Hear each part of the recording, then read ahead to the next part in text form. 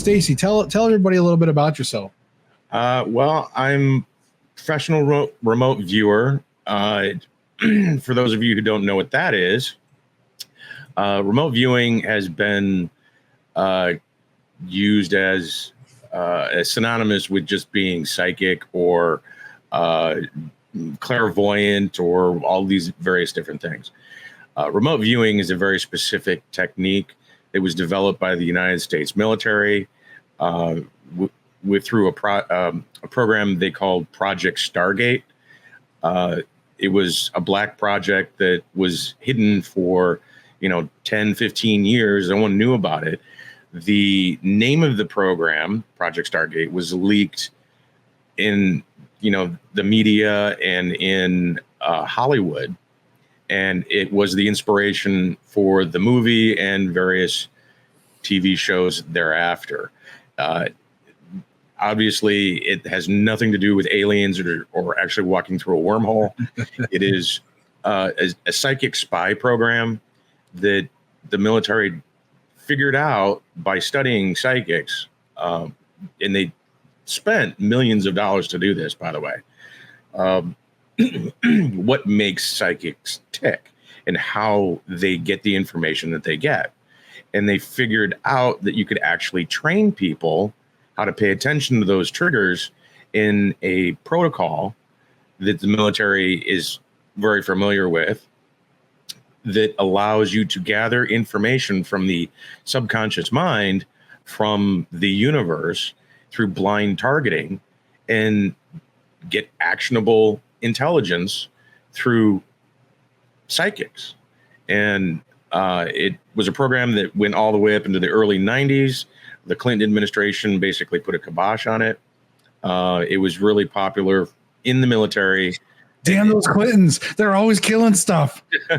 Well, the military really didn't, the upper brass didn't like it so much because they believed, a lot of the generals and the people inside the Pentagon believed that it was a security breach, that if you just have regular grunt soldiers pulling down actionable intelligence that is considered to be top secret, you're in violation of your security protocols.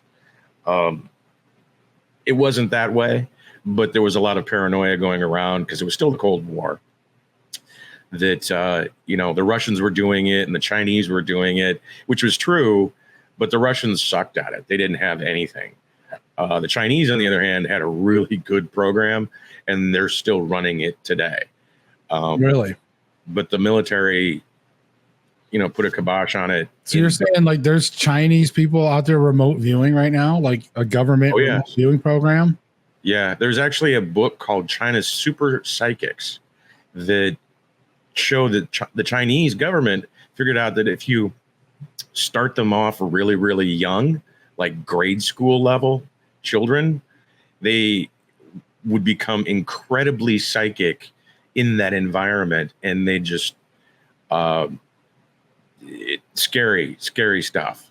Wow. They had all of these abilities. That in the book they had a journalist, a Western journalist, part of a demonstration where they had a 9-year-old girl was given a seed, like from a plant. Right. And she held it in the palm of her hand, and through sheer will, she got the seed to not only sprout, but to blossom. Is that like, didn't she do that within like 20 minutes or something? Yeah. In a very short period of time. And everybody in the room thought it was some kind of trick, but she didn't move. She stood there the whole time holding on to the seed, just concentrating, and it just grew in her hand. That kind of psychic ability is just what they were allowed to see as far as like Western journalists were concerned. But the same journalist wrote that book, and it's kind of a thick book called China's Super Psychics. Right. Details the way that they went about their program, which was really well funded and far and above what we did here in the United States. Now that's really cool. I remember hearing about growing the seed in the hand because I was doing I did an experiment, I never did publish the results, but I was trying to recreate that experiment with the psychic where you do the 3 things of rice, and you have a test rice, you have a good rice, and you have an evil rice, and you put them all in the same, water, little mason jars, and for the control one, I just put it like in the furnace room, where they're like the storage room, no light, just nothing, no interaction with anybody.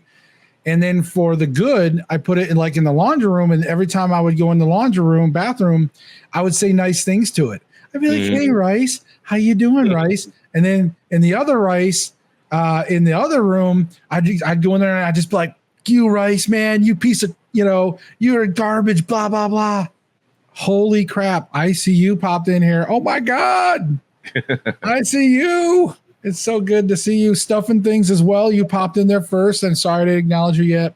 Good to see you guys. Seriously, ICU, good to see you guys. ICU was one of the original OGs, man. She back in the back. She's been there from the beginning.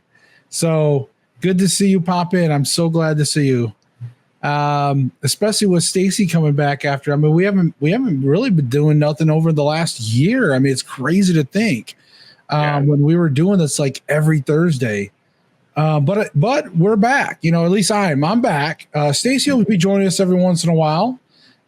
So he's got another thing going on as well, which you guys will definitely want to tune into. He's got a Q&A type form. I'll let him describe it to you later on. All right, so back to the remote viewing and the China program. That really intrigues me. Oh, but I was saying that the experiment, I can't remember the guy's name, and he did the experiment, and he was showing that if you use negative emotions, you can project these negative waves and cause a difference in the good rice, control rice, and all that. I kept doing it. I did it for longer than 30 days, and I couldn't quite get a big difference between the evil rice and good rice. I don't know if I did it right. Maybe I had it sealed up, and I don't know. The military started, they had remote viewing. They wanted to see whether they could affect other things, not just get information. And they called that remote influencing instead of remote viewing.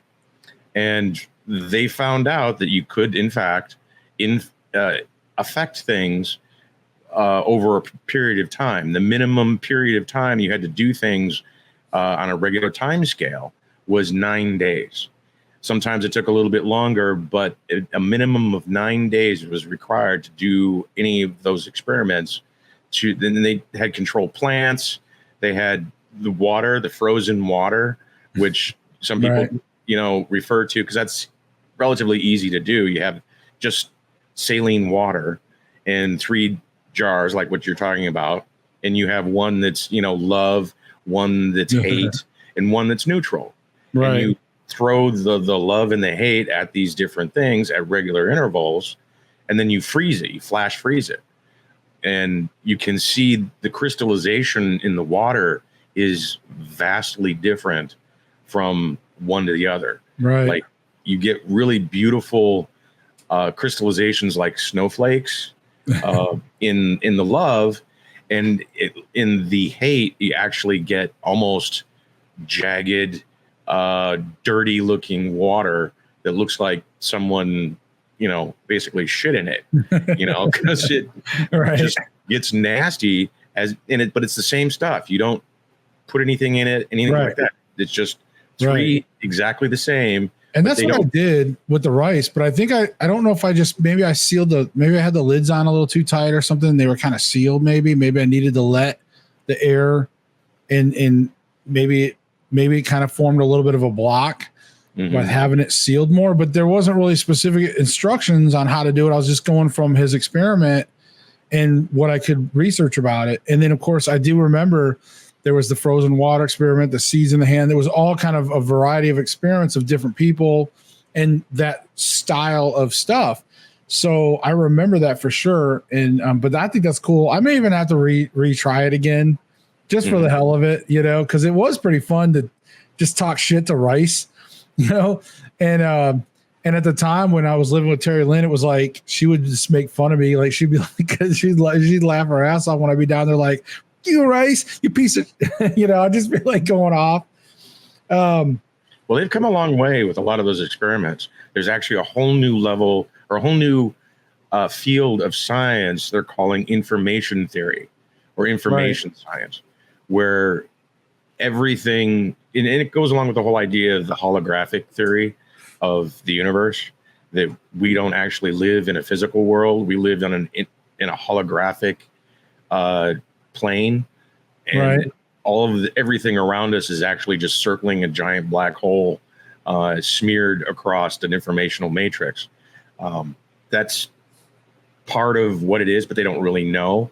The theoretical physics around it, though, is getting interesting because they've discovered that matter will manifest out of nothing, which blows, Einstein's E equals MC square stuff right out of the water, where it's, energy is not created or destroyed, only transferred. Information, though, added to the matrix, added to the idea. If you have what they've tried to create is a perfect vacuum, and they can't do it. Right. Because if you have any kind of energy inside the vacuum whatsoever, matter will just suddenly manifest out of nothing. And the theory is there's an information stream that permeates the whole universe, a quantum field or quantum stream, that as soon as any kind of energy touches that quantum stream, that informational matrix, it will create matter out of nothing. And it blows a lot of the stuff out of the water with the Big Bang theory, meaning that the universe isn't really expanding. It's just adding more stuff all the time. Right. And as it adds more stuff, it looks like the universe is expanding when it's not. It's just adding more stuff. And well, go ahead. Finish your thought. It's an optical illusion based off of how we do our readings and our telescopes and all of that. That as more stuff just suddenly appears, it looks like things are moving away from each other when they're not. And it's crazy, but this whole new information theory is based off of what remote viewers have been saying for decades now. What's the best way to define to an average person about remote viewing and how it works? It's like a streaming service. Your unconscious mind is permanently connected to the universe or that information stream.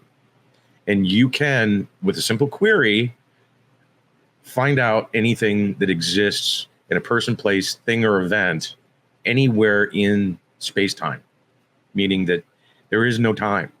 It all is happening all at once right now.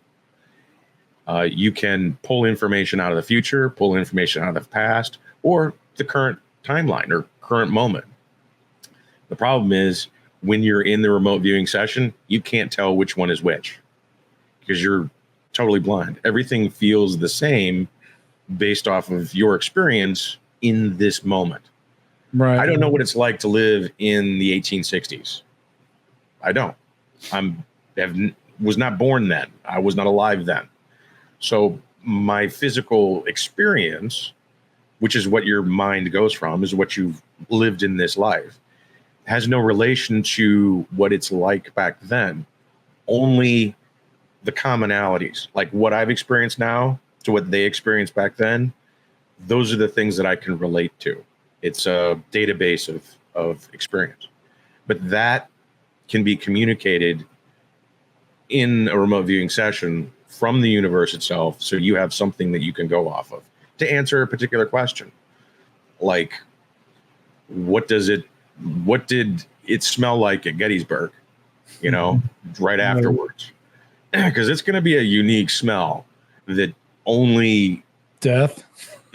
Yeah, blood, a lot of death. Yeah, rotting smell. Well, they didn't even have deodorant back then either. So people who were alive were pretty rank all by themselves, and then you have rotting limbs or all kinds of things that we can't even really comprehend, but the information still exists. Right. So, you would be smelling, it smells like rotten meat. It smells like, all this different stuff.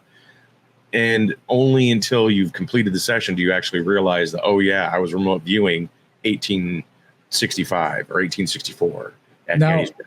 Now, can remote viewing happen to people that aren't really trained in it per se? Like can it happen during dreams? Like, can someone be dreaming and start to get into like a remote viewing session? Yeah, well, kind of, yes. Again, remote viewing is a particular technique developed by the military. But the psychic information or the data stream, that's all you have that all the time anyway. Right. It's being able to interpret the information in a format that can be not only understood by you, but could be understood by a third person. You write the information down and that third person goes, oh yeah, that's what that is. Because a lot of psychics don't have that. They are both the receiver of the information and the interpreter of the information. And if an outside person was to check their work, they'd be like, what is that? Doesn't make any sense whatsoever, because psychics have their own technique that only they understand, and outside people don't. Remote viewing standardizes that. So more than one person can look at the work and say, okay, I see what that is. You're correct on this. You're 80% here. You're, 100% here. All of this grading, essentially grading their work to determine whether or not what they're doing is accurate or not. You can't do that with a regular psychic because they all have their own special technique that only they understand. I would say there was twice that I know of, and I know it's not necessarily would probably be referred to as remote viewing. There's another term for it, and and you may even know the term. But basically, I had two extreme, like what I don't think they were dreams per se, because they're not unlike any other dreams I've ever had. These two stood out, and they're the kind that you don't forget, and they were so vivid they were real. That's lucid dreaming. That's not technique. Even like I've had many other dreams where they seem real and all that stuff, but these two were different. And I think it was a glimpse into some past life. I had one where I was literally in the pioneer days. I don't know exactly where, but I want to say it was near the Rockies because the mountains looked more like Rockies. I live in the Appalachians, but these looked more like some Rocky mountains in the distance. And I was at like a little homestead, like a brand new looking homestead cabin, like a shitty looking cabin, but like brand new, and like a pioneer days. And I was chopping wood. It was such a boring fucking memory, but it was real. Like it was like absolutely real. Like I was living there. I had that one. And then the one that I talked about before on streams too, where I was driving in a car right near a lake, and I was being a dumbass, and I tried to do a donut into the sandy part there's a turnaround right where there's like a beach. There's like this road that goes it's like right along the bank of this lake. And there was like a beach turnaround, you could probably launch a boat from there. And there was a hill. I know a hill. I remember that. Not a lot of mountains in the background from what I remember, but there was a hill. But there was like this turnaround, and I tried to do a fucking donut, and I stepped on the gas, and it didn't quite catch, and I went straight into the fucking water, and the car was drifting out a little bit and sinking, and it was filling up with water, and I was trying to get out, but it was filling up with water very fast, and I ended up drowning, and like I died in the sleep. I died. Like I literally woke up gasping for air. But like that memory was so different than any other dream, anything else. I truly believe that may have been the last life before this one because there was a car, and it didn't seem like an old car. Mm-hmm. So I would say it could have been the last life before this one. And so anyways, I do believe in those. I do believe that happened. Like to me, compared to any other realistic type of dream that I've had, any of that stuff, none compared to those two dreams that were just, it was different. And you can't explain it to somebody unless they experienced it. You know what I mean? Yeah. Well, saying it's a past life, I would totally believe that. However, you have this thing with the paranormal. You deal with spirits a lot. And sometimes spirits will give you their last memory as a explanation of what's going on. Sure. And I can buy that. Giving you that memory. Oh my God. Make you feel like it was you, but it wasn't you. It was them in that moment. I wish I would have recorded this, man. Stacy, I did a dowsing rod session for a private group of people, right? I had some friends that I've been doing like this Civil War. I'm part of this league, and we do these Civil War matches 3 times a week. One of them's drill. I'm now a corporal. Anyways, but anyways, we had after one night they were, because they love talk, like when I talk about paranormal shit, whatever. So we met in Discord, and I did a session. I turned on the video camera, and they all watched me, and I did the thing, and the session went pretty well. And we ended up like one of the guys. Oh man, one of the guys, he had lost his wife, and we tried to get her. Like I tried to get her. And I even tried to get Sean to get her, my spirit guide. Right. And Sean, she just wasn't available, Well, then later on, we came back to him, and he wanted me to find a friend. So we found a friend named Bill and talked to him. And he didn't really have much he wanted to tell Bill. And Bill, there was a brief exchange. Went pretty cool.